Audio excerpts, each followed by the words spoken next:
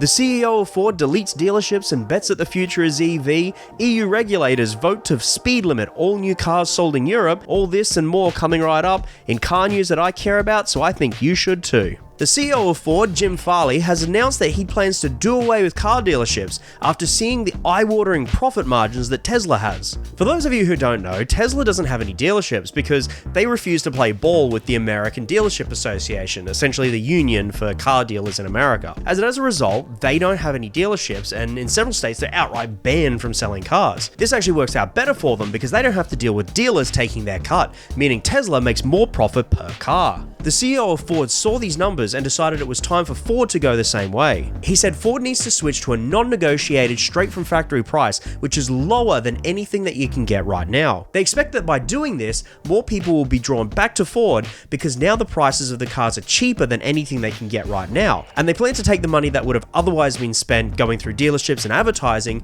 and use it in the post-customer experience, servicing, warranty, things like that. In other news of Ford's push towards the EV future, they've announced that they expect to be able to produce 600 EVs per year by the end of 2023. Tesla, by comparison, plan to be able to produce 1.5 million by the end of 2022. But that's not where things end for Ford. They're converting multiple factories for EV production and expect to be able to produce 2 million EVs per year by the end of 2026. To help them achieve this, they're building a massive battery production facility in Kentucky. The Blue Oval SK Battery Park is a $5.8 billion investment between Ford and Korean EV battery manufacturer SK On. They've also signed binding offtake agreements with several lithium miners, including Australian-owned Liontown Resources. EU regulators voted to have all new cars sold in the EU to have speed limiters this year.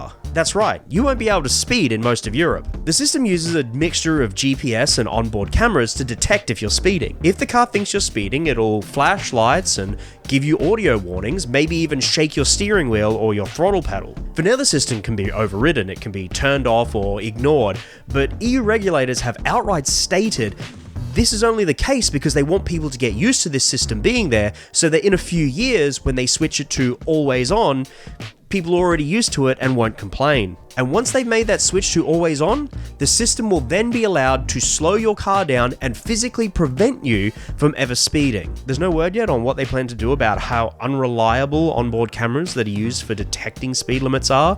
Usually all it takes is some roadworks or maybe a school zone that has speed limit times that are different throughout the day to completely throw these systems off. But I suspect that the regulators don't really care about that because they're probably not the kind of people that drive their own cars. There's also the question of your car constantly recording you through GPS data and whether or not malicious actors will be able to get their hands on this and use it in some way, and whether or not service centers will have pressure applied to them from police to hand over the data of thousands, tens of thousands of people.